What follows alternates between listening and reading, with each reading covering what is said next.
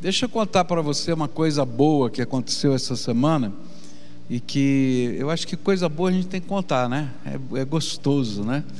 Essa semana, na terça-feira, a gente teve um encontro dos influenciadores aqui do 4K para essa campanha que a gente vai começar, e ali alguém mandou um bilhetinho lá para o Michel, que estava dirigindo a reunião, e o bilhetinho era assim: olha, eu tenho encontrado aqui próximo da igreja uma senhora que vende doces, e eu sempre estou lá em contato com ela, e ela não tem dentes, está sem os dentes, e Deus tocou no meu coração tanto que a gente podia abençoar essa mulher, né, e dar os dentes para ela. E aí esse bilhetinho foi lido. Quando terminou aquela reunião, imediatamente chegaram 2 dentistas, já estavam conversando entre si e disseram: olha, nós 2 vamos dar os dentes da mulher. Essa semana já começou o contato, já está começando o tratamento. E eu fiquei pensando, que coisa linda. Sabe por quê? Porque existem algumas macroações que vão acontecer, como a gente falou, que a gente se engaja no processo, mas cada influenciador com o seu grupo vai fazer pequenas microações. Você já pensou milhares de pequenas coisas acontecendo? E assim, coisas simples, coisas maiores. Essa não é tão simples. Eu até falei que eu quero a foto do antes e do depois, porque eu quero ver, não é? Você que também não quer ver? Eu quero, né? O antes e o depois, né? E a gente vai celebrar junto as vitórias que Deus dá, usando gente, usando pessoas para isso. Então eu queria que você se engajasse nesse processo. Eu acho que a gente vai ter um mês de novembro maravilhoso, com tantos testemunhos, com tanta coisa bonita acontecendo, que é simplesmente a boa vontade da gente estar junto e fazer alguma coisa melhor, né? Às vezes é difícil para uma pessoa fazer, mas quando a gente junta o povo de Deus, fica fácil, e as coisas chegam de uma maneira tão rápida no coração e na vida das pessoas. Eu queria meditar com você no capítulo 7 do livro de Josué. Josué capítulo 7. O tema da minha mensagem vai por todo esse capítulo, e eu vou ler alguns versículos para que a gente possa caminhar nele. Eu já comecei esse sermão pela manhã.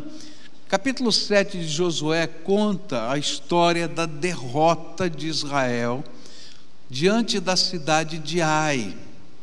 E eles tinham acabado de viver uma grande vitória, que era a vitória contra a cidade de Jericó, onde as muralhas eram muito largas, onde 2 carroças podiam andar sobre aquela muralha de pedra, uma do lado da outra, só para você ter uma ideia.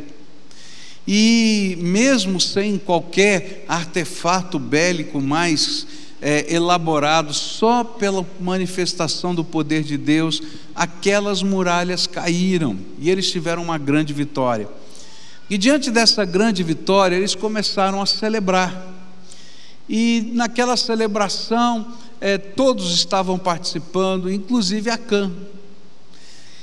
E Deus tinha dado uma ordem. A ordem era que Deus daria toda aquela terra, todo o despojo, que era um direito do soldado, seria dado a todo soldado que estivesse lutando naquelas batalhas. Porém, a primeira cidade, que era a cidade de Jericó, ninguém deveria tomar nada daquela cidade, porque tudo quanto estava naquela cidade deveria ser dedicado a Deus. E eu expliquei hoje de manhã que Deus não precisa de nada. Deus não precisa de nada, mas Ele estava ensinando um valor, e o valor é, primeiro, Deus.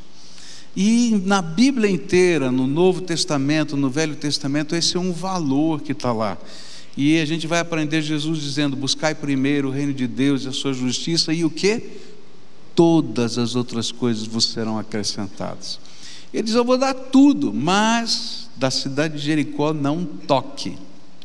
Acã tocou. Ele pegou meio quilo de ouro, 2,5 quilos de prata e uma veste babilônica muito bonita, e ele escondeu isso, enterrou na tenda dele, no chão da tenda dele. E quando o povo foi enfrentar a batalha de Ai, eles perderam.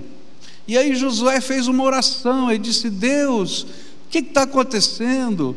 Que vergonha, Senhor, essa cidade tão pequenina e a gente perdeu. Quando os povos dessa terra ficarem sabendo disso, eles vão fazer uma coalizão contra a gente, e vai ser uma batalha tão difícil. O Senhor não está entendendo. O Senhor prometeu que onde a planta do nosso pé pisasse, o Senhor nos daria.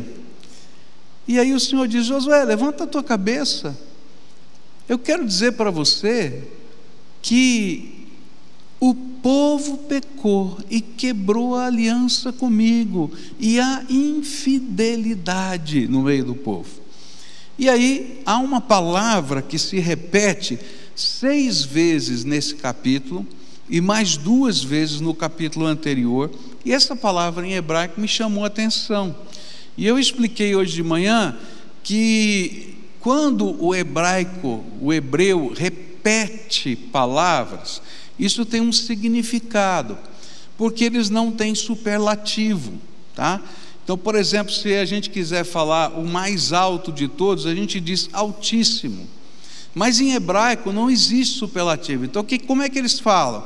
Alto, alto, alto, repete 3 vezes, tá?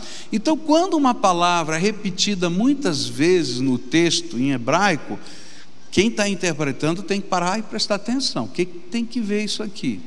E a palavra que está aqui, que mais se repete, é a palavra que tem a ver com as coisas dedicadas ao Senhor.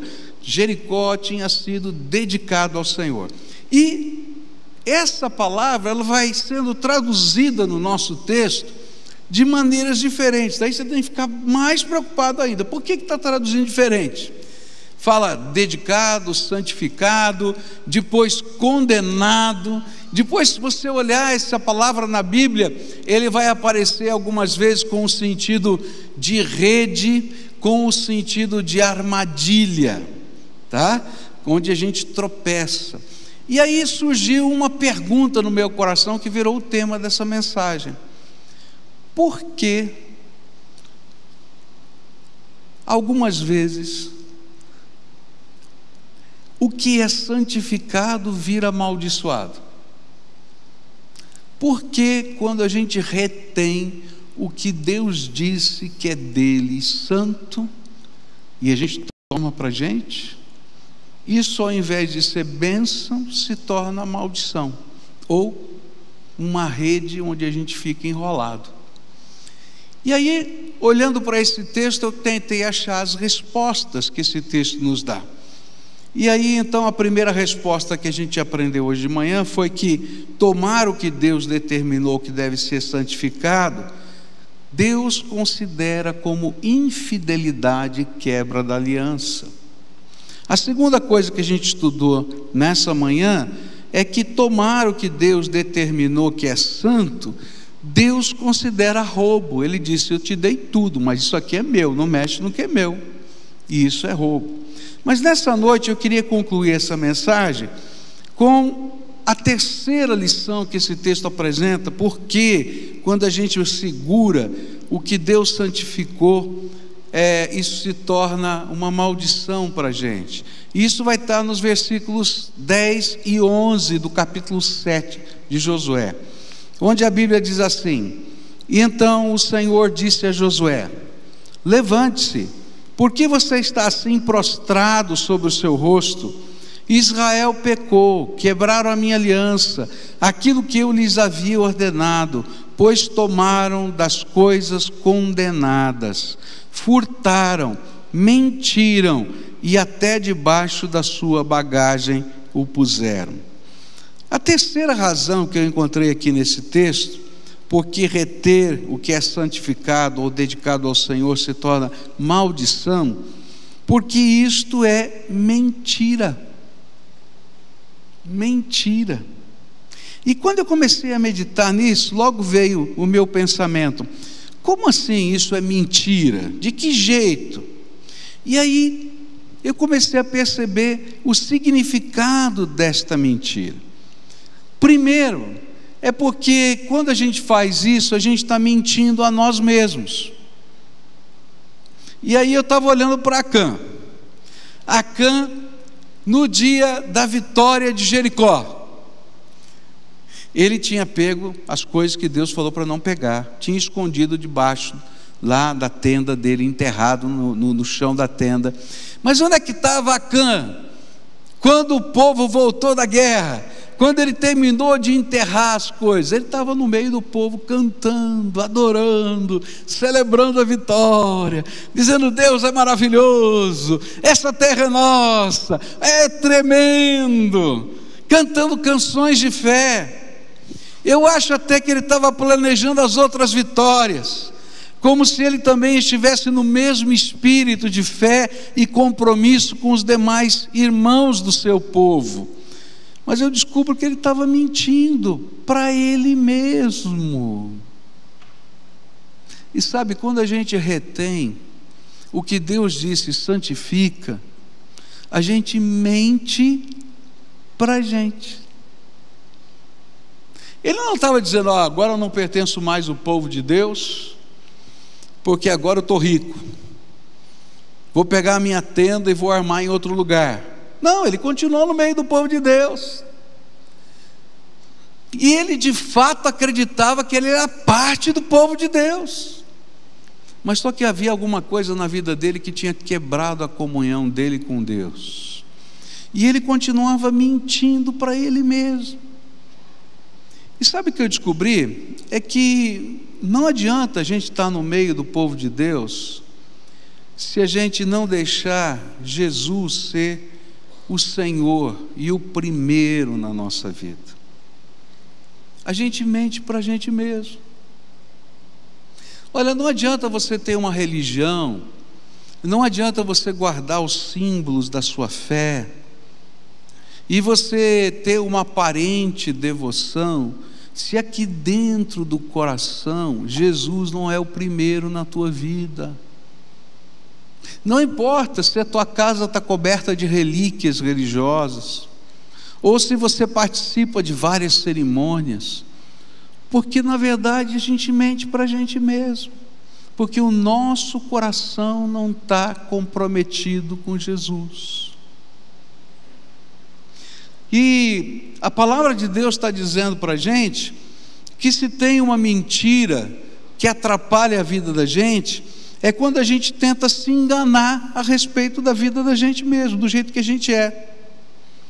Se eu não sou capaz de consagrar o que o Senhor pediu, e se eu começo a deter o que Ele decidiu que é dele, entre tudo que Ele mesmo me concedeu, então eu estou me enganando em dizer que Ele é o Senhor da minha vida.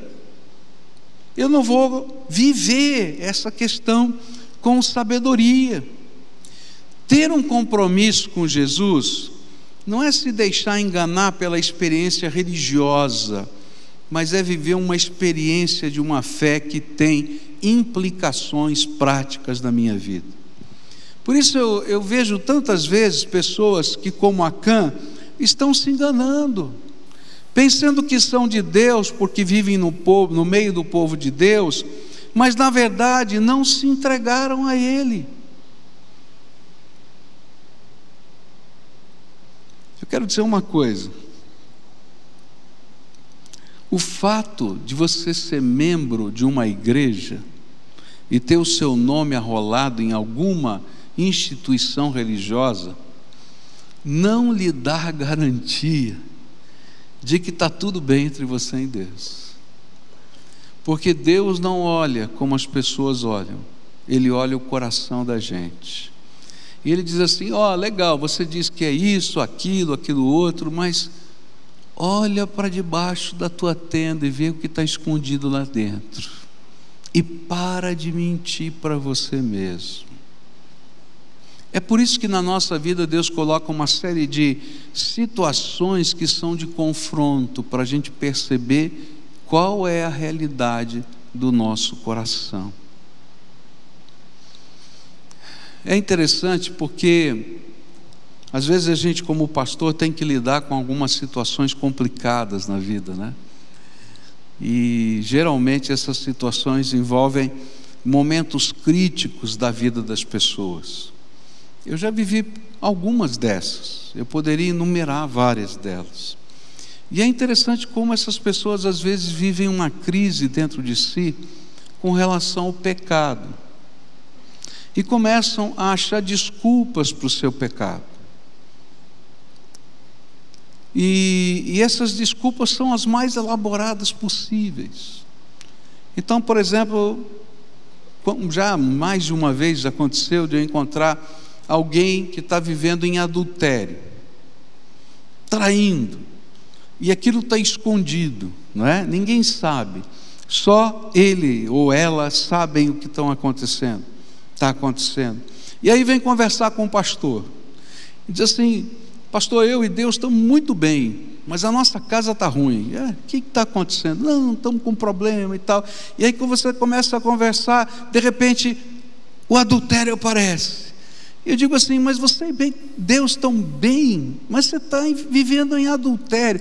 Não, pastor, são coisas diferentes. Será que são? Você consegue entender?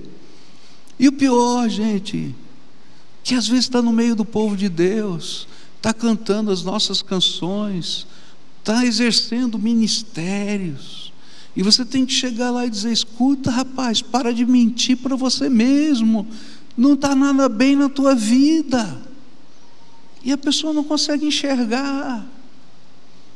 Acã, naquele momento, não achava nada de errado, e ele tinha suas desculpas. Por quê? Ele dizia assim: afinal de contas, o despojo é direito de guerra de todo soldado, não pertence a Deus, é meu. Mas Deus tinha dito: vou te abençoar se você me colocar em primeiro lugar, e se você tomar de mim, isso vai virar confusão na tua mão. Está lá no capítulo anterior. E ele não conseguia entender que aquilo era uma mentira para ele mesmo.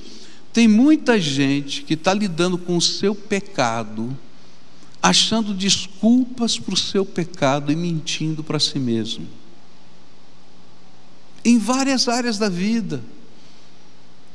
Jesus está em primeiro lugar na minha vida, eu temo ao Senhor. Aí você abre a agenda do cara, não tem um horário de oração na vida dele. Para de se enganar. Está entendendo? Ou é ou não é. Aquilo que Deus pede que consagremos a Ele não são pedras no caminho da nossa fé, eles são sinalizadores para que vejamos que o Senhor está vendo em nós. O que é que Deus está vendo em nós? Como é que Ele vai revelar? Então Ele coloca coisas bem práticas, e se eu começo a tropeçar nelas, isso significa que eu preciso enxergar o que Deus está vendo em nós. É por isso que Tiago vai dizer lá no capítulo 1, versículos 13 a 15 o seguinte: ninguém ao ser tentado diga sou tentado por Deus. Por que eu estou dizendo isso? Porque tem gente que diz assim ainda: não, o problema é Deus que me colocou naquele lugar e eu vi tudo aquilo e caí no pecado, porque Ele me tentou. Não, Deus não tenta ninguém, e é isso que diz Tiago, porque Deus não pode ser tentado pelo mal, Ele mesmo não tenta ninguém, ao contrário, cada um sendo tentado pela sua própria cobiça, quando esta o atrai e o seduz, e então a cobiça, depois de haver concebido, dá à luz o pecado, e o pecado, uma vez consumado, gera a morte. Agora, compara esse texto de Tiago com as palavras de Acã. Olha que engraçado, olha que interessante. E Acã respondeu a Josué: é verdade, eu pequei contra o Senhor Deus de Israel e fiz assim e assim. Quando vi entre o despojo uma boa capa babilônica, uns 2,5 kg de prata e uma barra de ouro pesando mais de meio quilo, cobicei essas coisas e as peguei para mim, e eis que estão escondidas na terra no meio da minha tenda, e a prata por baixo. Não é parecido o relato de Acã com aquilo que Tiago falou? E o que Deus está dizendo é o seguinte: quem está em primeiro lugar na tua vida? Não minta para você. Naquele momento em que aquele homem viu a prata, o ouro e a roupa bonita, os valores desse homem apareceram. O valor daquele homem estava na grana, não estava na vida com Deus. E na nossa vida, quando a gente vive mentindo para Deus, chegam determinados momentos que Deus nos coloca em confronto, e Ele diz assim: enxerga o teu coração, enxerga e percebe os teus valores. Não é que Deus está nos tentando, Ele simplesmente está revelando o que Ele está vendo dentro de nós. Então, quando a gente toma aquilo que Deus disse que era santo, a gente está mentindo para a gente mesmo. Mas a Bíblia continua a dizer o seguinte, que mentir, essa mentira não é só para a gente está se auto-enganando, fazendo de conta, mas a gente mente ao povo de Deus. E aí surge a pergunta: ora, se era tão normal assim, se não tinha problema nenhum, por que Acã escondeu o que ele roubou do Senhor? Por que ele enterrou debaixo do chão da tenda dele? Porque mesmo ele mentindo para ele mesmo, ele sabia que a sua comunidade não aceitaria como natural aquilo que ele fez.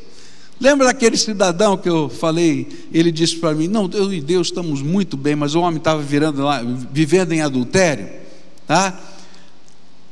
Aí eu perguntei assim: tua família já sabe? Não, pastor, claro que não. E por que não? Não, por quê, pastor? Vai acabar. Então por que você mente para você que isso não tem nenhum problema? E por que você mente para sua esposa, para os seus filhos? Por quê? E quando a gente está vivendo essa duplicidade de alma, a gente não mente só para a gente mente para o povo de Deus, para a comunidade, para as pessoas que nos são significativas. Por que Acã mentiu? Porque ele sabia que a sua comunidade de fé não aceitaria como natural o que ele fez. Afinal de contas, entre milhares e milhares de soldados, ele foi o único que tomou a prata, o ouro e as roupas. Por quê? Porque a comunidade de fé, o povo de Deus, sabia que o pecado de Acã não afetaria só Acã, mas traria sofrimento e derrota para todo o povo. E essa é uma coisa que às vezes a gente não entende. Meu querido, o teu pecado oculto, escondido, enterrado debaixo da tua tenda, não afeta só você, gera sofrimento para todo mundo que está à sua volta. Nós tivemos essa semana aqui, desde quinta-feira, não, desde quarta-feira, foi quarta ou quinta? Quarta-feira, um congresso aqui sobre dependência química, promovido pelo Ministério Público do Estado do Paraná, e com palestrantes de todo o Brasil. E foi muito interessante quando vários desses palestrantes falaram sobre o direito individual. E aí então tinham muitos juristas aqui, muitos procuradores e assim por diante, e a questão da liberação das drogas, e dizendo: olha, isso aqui é um direito individual. E aí vários deles falaram assim: olha, só que a pessoa que está falando isso, que está defendendo esse ponto de vista, não consegue entender que ao lado de um viciado em drogas tem pelo menos 5 pessoas sofrendo amargamente, e quem vai cuidar do direito dessas 5 pessoas? Porque a gente diz: não, eu sou dono da minha vida, eu faço o que eu quiser, mas eu olho ao meu lado, eu estou deixando um rastro de sofrimento, de dor, de desgraça. Porque as minhas decisões afetam diretamente as pessoas que eu amo. Não é verdade isso? E a Bíblia vai dizer mais: não afetam só os que eu amo, mas afetam a comunidade em que eu vivo. E aí, voltando sobre a questão das drogas, e dizer assim: olha, por que tem criminalidade? Porque a pessoa fissurada pela droga, ela precisa consumir a droga, e se ela não tiver dinheiro para pagar o traficante mata, e então ele prefere matar outro para roubar alguma coisa para pagar o traficante, e aquilo vira um ciclo de desgraça. Agora esquece o drogado e vamos olhar para a nossa vida. Quantas são as famílias que entram num ciclo de desgraça? Quantas são as pessoas que vão passando por uma série de coisas, e a gente, a Bíblia diz, que o pecado chama outro pecado, e aquilo vai virando uma bola de neve na nossa vida, e a gente começa a se perder, e o sofrimento não está só em nós, o sofrimento está ao redor. Isso é tão sério, e agora eu vou voltar para as drogas, que um dos dados que eles apresentaram lá, que dentre os suicidas do mundo, 25% deles são consumidores de drogas. Um em cada 4. Porque a bola de neve vai ficando tão grande, tão grande, tão grande. Agora esquece as drogas, vão olhar para a gente aqui. A gente entra nessa bola de neve, e a gente está mentindo às pessoas significativas, mentindo à comunidade de fé, mentindo à igreja, mentindo ao povo de Deus. Isso não tem futuro. Não tem futuro. Quantos são aqueles que vivem essa vida dupla, um cristianismo de hipocrisia, vivem no pecado e tentam esconder o seu pecado da igreja, da família, das pessoas que sempre foram influência positiva? Por quê? Porque intimamente sabem que estão errados, e sabem que fariam essas pessoas sofrerem, e por isso preferem enganá-los que enfrentar os seus erros. Terceira e última coisa, e para mim é mais grave. O primeiro foi que eles mentem para si mesmos. O segundo, mentem para o povo de Deus, para as pessoas que são significativas. Mas a terceira é que eles tentam mentir ao Espírito Santo de Deus. E o pior de tudo é que tentam mentir ao Espírito Santo de Deus. E eu creio que esse foi o pecado de Acã. Está no meio do povo de Deus, mentindo para ele mesmo, mentindo para o povo de Deus, mas mentindo ao Espírito Santo de Deus, como se Deus não visse que estava enterrado debaixo da tenda dele. E sabe, mentir ao Espírito Santo de Deus é algo gravíssimo ao olhar de Deus, porque é loucura. Você já conversou com alguém que tem certeza da burrada que você fez? E você começa a negar. Eu vi uma vez de uma pessoa, achei um absurdo, Olha, se pegarem você numa encrenca, negue até morrer. E tem muita gente que vive assim. A gente acompanhou um caso aqui na igreja incrível, um caso de adultério, e aí estava havendo uma reunião para a gente tentar haver uma conciliação, e o marido negava o tempo todo, e achava desculpa, mas cada desculpa maravilhosa, tremendamente elaborada. Não, hackearam o meu celular, mexeram na minha conta bancária, isso aqui está errado, mas assim, os negócios doidos. Aí chegou um dia, a mulher perdeu a paciência, estava o pastor esse homem, a mulher, e ele começava a falar, ele começou a tirar foto dele com a amante e colocar na mesa. E essa foto aqui, e esse quarto desse hotel, e essa passagem aqui aérea, e esse não sei o que. Chegou uma hora que não tinha mais como mentir. Aí ele baixou a cabeça e disse: é verdade, tudo isso é verdade. Mas não dava para fazer mais nada. Porque quem pode confiar em alguém que mente? Mente. Você pode imaginar como terminou essa história, com o divórcio daquele casal.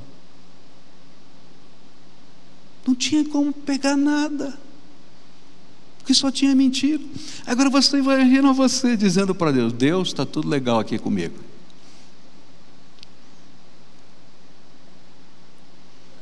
É mentir o Espírito Santo.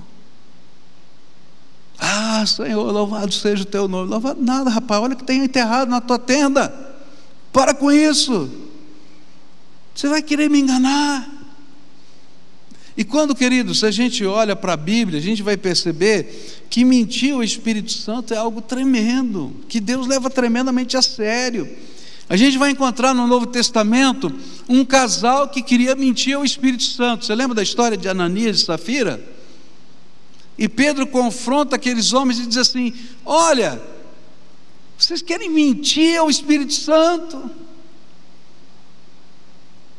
E as consequências foram graves. Eles morreram ali naquele lugar. Sabe por que Deus se ira tanto com essa mentira ao Espírito? Não apenas porque mentir ao Espírito é uma loucura, mas porque o pai da mentira é o diabo.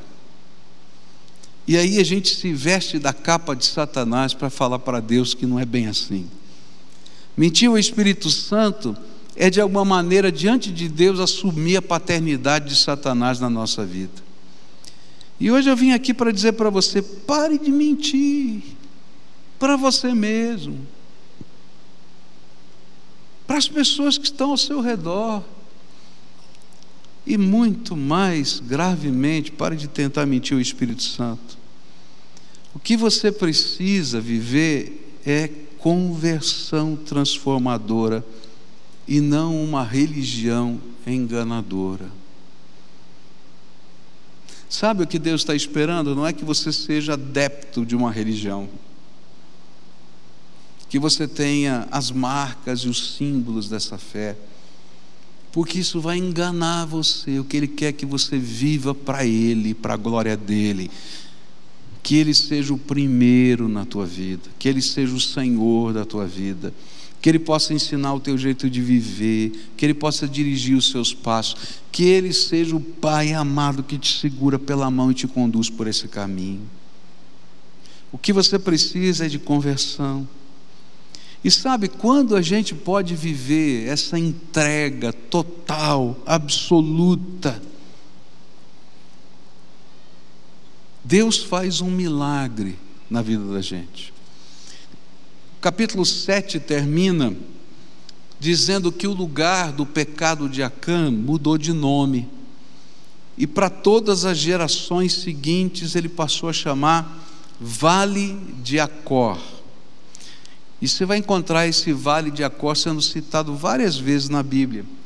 E o significado dessa palavra é Vale da Desgraça. E Deus queria que eles entendessem que mentir ao Espírito Santo é gerar na vida da gente um lugar de desgraça. Mas eu acho tremendo porque no livro de Oséias o profeta vai dizer o seguinte: que Deus pode pegar o Vale de Acor, que significa o quê? Vale da Desgraça, e transformar na porta da esperança. E eu vim aqui dizer para você que se você está no Vale de Acor, por causa da mentira do teu coração, por causa da infidelidade da tua alma, por causa de que você tem tomado aquilo que o Senhor disse: isso aqui é santo, leva a sério. Eu quero dizer para você que hoje o Senhor quer transformar o vale de Acor na tua vida em porta da esperança.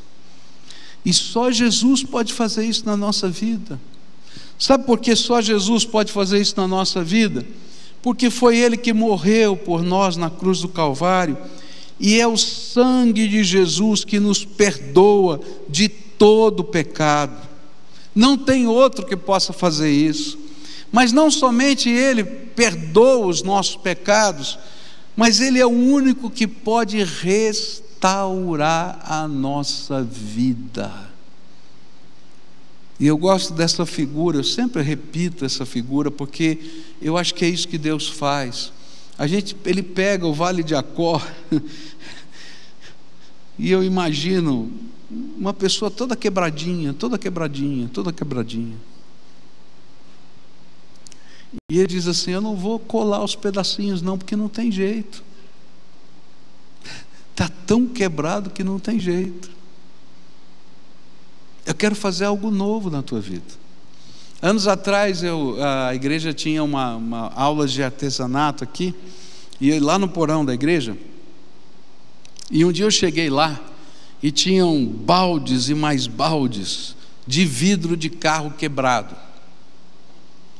Você sabe que vidro de carro, quando a gente quebra o vidro, ele estilhaça, fica tudo assim, tudo moidinho, né? Tudo quebradinho. Eram baldes cheios. E eu olhei assim, achei esquisito. Uai, quanto balde de vidro quebrado? O que vocês vão fazer com isso? E a irmã que estava lá ensinando disse: vão fazer obra de arte. Eu falei: esse negócio vai sair uma doidice aqui, né? Aí eu perguntei: me explica melhor. E aí eles estavam trabalhando com o pessoal, fazendo formas de argila, tá? Então, com detalhes ali, com marquinhas, ali era a forma de um vaso, a forma de uma saladeira, a forma disso, aquilo. Daqui a pouco eles jogaram sobre aquela forma de argila esse vidro picado, colocaram num forno que aquecia, se não me falha a memória, a 1200 graus.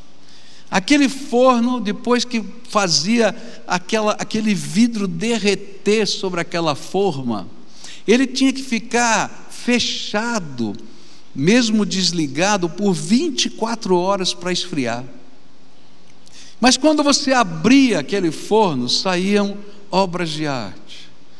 Eu vi lá um vaso, não sei se você já foi nessas lojas chiques assim, que tem uns vasos de cristal, que eles são todos assim, como se fosse estilhaçadinho assim, mas ele fica perfeito, bonito, não é? E aquilo ali dentro, aquelas coisas, e umas saladeiras daquele tipo, e tudo, coisas lindas, lindas, lindas.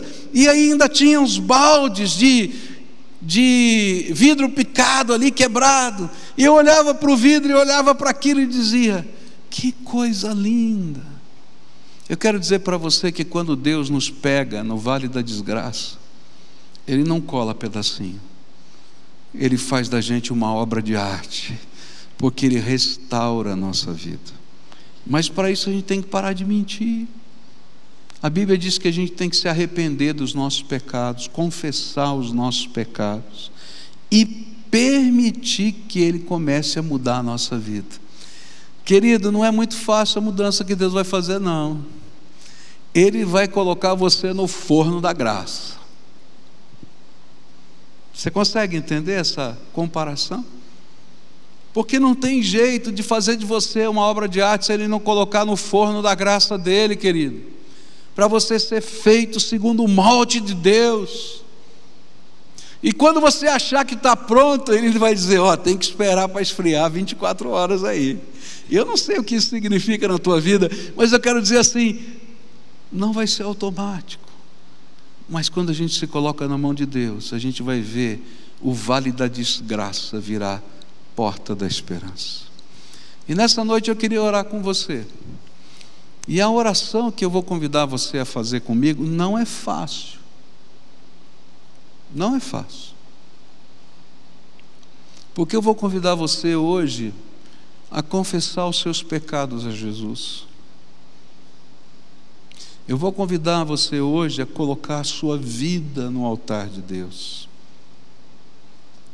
a deixar Deus fazer uma obra nova na tua vida, de restauração, de milagre. Alguns anos atrás eu estava saindo aqui da igreja, quando uma irmã me parou na porta, domingo de manhã, e disse: papai está morrendo, está muito doente, toda a família está reunida lá na casa dele, e eu queria que o senhor fosse orar por ele. E aí ela começou a contar para mim a história do papai. Já tinha me contado, já tinha acompanhado aquela família, muitas dores, muitas marcas, coisas difíceis da história. E eu disse então: olha, eu vou com você, vou agora, vamos já.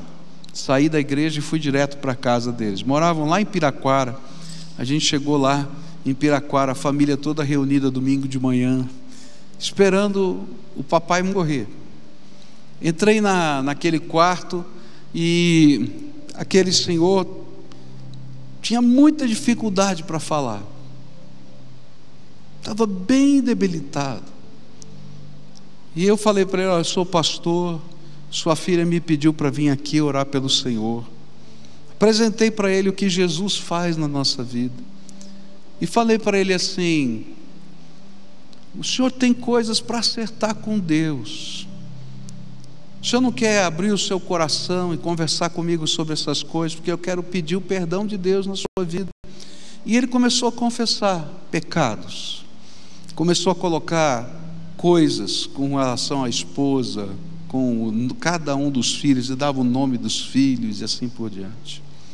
Oramos, e quando eu terminei, Deus tocou meu coração e eu falei para aquele homem: tudo que o senhor me falou é tão profundo e tão sério, e eu tenho certeza que essa família vai ser curada aqui hoje, se o senhor me permitir falar o que o senhor me falou para eles. O senhor me permite falar? E aí ele consentiu. Aí chamei toda a família em volta daquele leito, todo mundo estava lá, e eu comecei a falar, começando pela esposa: dona fulana, teu esposo me disse isso, pediu perdão a Deus, mas ele está pedindo perdão à senhora. E a mulher desabou a chorar. Aí eu falei o nome de um dos filhos. Essa foi uma das cenas mais impressionantes para mim. Eu falei: fulano, teu pai me disse isso. Quando eu comecei a falar, aquele homem devia ter uns quase 50 anos de idade. Ele caiu no chão chorando, como se fosse uma criança. E assim foi com toda a família. E naquela tarde eu vi o vale da desgraça virar em porta da esperança.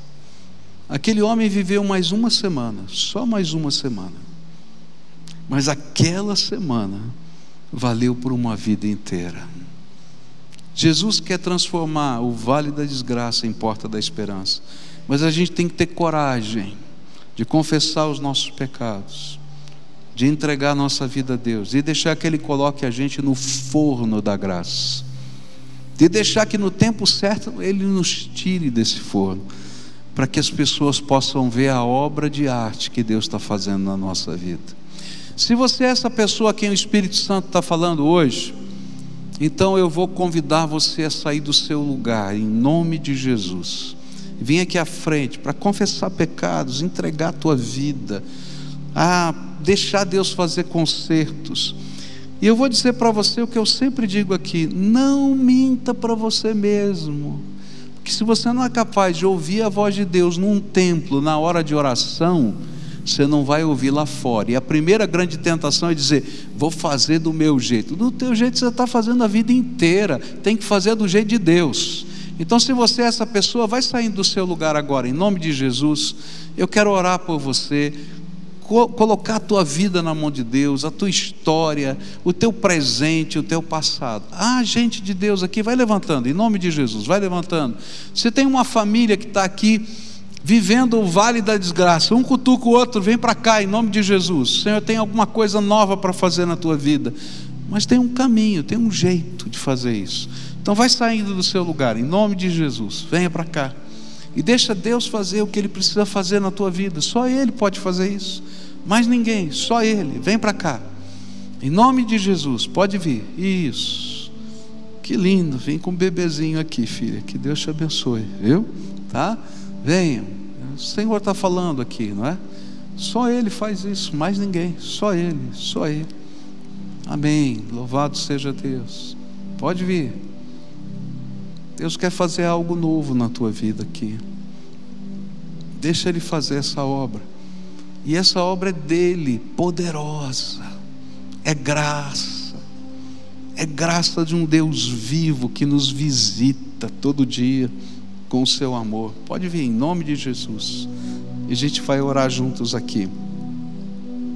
Agora eu queria pedir a ajuda de alguns irmãos aqui, tá? Eu queria que alguns irmãos aqui, mas tem que ser rápido isso, tá? Me ajuda com isso, tá? Viessem aqui, abraçassem, acolhessem alguém. Porque quando a gente está saindo do vale da desgraça para a porta da esperança, gente, vem tanta coisa na cabeça da gente. E sabe quando a gente pode sentir um abraço de alguém que é humano como a gente, mas que Deus está mandando para ficar do nosso lado, isso tem um valor incrível. Então, chega aqui e dá um abraço, começa com essa moça linda aqui, que está aqui na minha frente, vem aqui, dá um abraço nela, aqui na frente tem outras. Eu quero que todo mundo aqui possa receber um abraço aqui hoje. Você agora dá o abraço, não precisa falar nada, depois eu vou instruir o que você vai fazer, tá? Mas agora dá um abraço de acolhimento. É como se você estivesse chegando aqui dizendo: Deus vai abrir a porta da esperança e o vale da desgraça vai passar, em nome de Jesus, tá? Aqui no meio tem gente que não recebeu o abraço. Dá um aceno para mim aqui que eu estou vendo. Vocês não receberam, né? Tem esse casal bem aqui, está chegando junto aí? Olha lá, dá um abraço nesse casal aqui. Tem um rapaz que está aqui, que ninguém chegou aí para você, não é? Vem aqui, tá? Quem é que pode vir aqui? Rapidinho, será que tem pessoal aí de coletinho? Vem aqui me ajudar. Ó, bem aqui nesse meio tem um senhor aqui, um outro ali, tem um ali atrás, não é isso? Atrás desse casal, que ninguém veio dar um abraço, tá? Ó, 1, 2, 3, aqui também tem um outro rapaz aqui, não é? Tem aqui também do meu lado esquerdo. Levanta a mão quem não deu o abraço, que eles não estão enxergando. Ó, tem uma senhora ali, tem outro ali. Vem alguém dar um abraço ali. Tem 2 senhoras ali, 2 aqui na frente, 2 ali atrás, tá? Querida, dá esse abraço aí para ela. Quem mais? Esse moço, ninguém chegou aqui, está bem aqui do lado da mesa aqui. Alguém pode vir? Essa jovem aqui na frente. Tem um casal ali. Ô povo de Deus, levanta agora em nome de Jesus, vem me ajudar, tá? Isso, vem aqui. Mais 3 ali, ó, uma família inteira que está ali. Vem aqui, quem é que vem aí me ajudar? Isso, Leni, vem me ajudar. Está vindo um casal lá de trás que vai chegar aqui para abraçar, tá? Eu vou... Ó, tem 3 pessoas aqui, isso, que alguém puder abraçar. Quem mais? Tem ali um casal que ninguém foi abraçar, tá? Tem um jovem que está sozinho bem aqui na frente, é isso mesmo? Está sozinho aqui, tem um jovem. Isso, vem aqui. Isso. Tem mais alguém que eu esqueci? Aqui, o Randall está aqui sozinho. Vem alguém dar um abraço nele, tá? Quem é que pode vir aqui? Tá? E tem mais 2 jovens aqui bem na frente. Vem aqui, pega aqui, dá um abraço no Randall aqui. Eu preciso de 2 mulheres que venham aqui ajudar, e mais um casal que está sozinho ali. Está sozinha também? Mas esse povo é ruim demais. Olha, não fica segurando que é de Deus. Distribui. Vai lá, que o Senhor quer abençoar. Vem aqui, querido, vai lá. Tem essa senhora que está aqui, tem essa jovem que está ali. Isso, tem um casal aqui, bem aqui, ó. Um casal. Está sozinha também, filha? Está sozinha ali, ó. Tem um casal ali, tem uma. Então, um fica com o casal, o outro fica com a senhora. Tem 2 jovens aqui, já chegou? Já? Faltou alguém, gente. Eu não quero ninguém sem abraço. Você está sozinha aí, filha, com o seu namorado ou marido? Namorado aqui, quem é que pode ficar com esse casal? Está chegando ali, vem para cá, bem aqui, ó, tá? Ali, entra aqui pelo meio, tá? Eu sei que toma tempo, mas eu acho tão importante esse momento, gente, tão importante. Então agora, a pessoa que está do lado vai falar baixinho, não vai falar no seu ouvido, vai orar para Deus, intercedendo para a tua vida primeiro. E você vai fazer a oração que a gente não pode fazer. O que é que o Espírito Santo testificou na tua vida, que você está aqui confessando, pedindo para o Senhor perdoar, transformar e fazer uma obra de arte? Então essas coisas só você pode falar. Fala para Jesus, abre o teu coração para Ele, abre a tua alma para Ele, conta a tua história para Ele, pede a intervenção de Deus, toma posse de uma promessa: o sangue de Jesus, o Filho de Deus vivo, nos purifica de todo o pecado. Toma posse de outra promessa: o Espírito de Deus testifica ao nosso espírito que nós somos filhos de Deus. Toma posse de que Deus vai transformar o vale da desgraça na porta da esperança. Toma posse e agradece o Senhor, porque é só a graça dele que faz isso. Agora eu quero orar por você. Senhor Jesus, tu conheces o coração desses teus filhos, e eu quero te pedir, por favor, abençoa esses teus filhos. E Pai, não tem pregador, não tem igreja, não tem lugar no mundo que possa fazer a obra da transformação, porque só o teu Espírito Santo faz. Então, Senhor, eu quero te implorar, derrama graça agora e sela com o teu poder tremendo, e abençoa, e abençoa, e abençoa, e abençoa, Pai. É aquilo que eu te peço em nome de Jesus.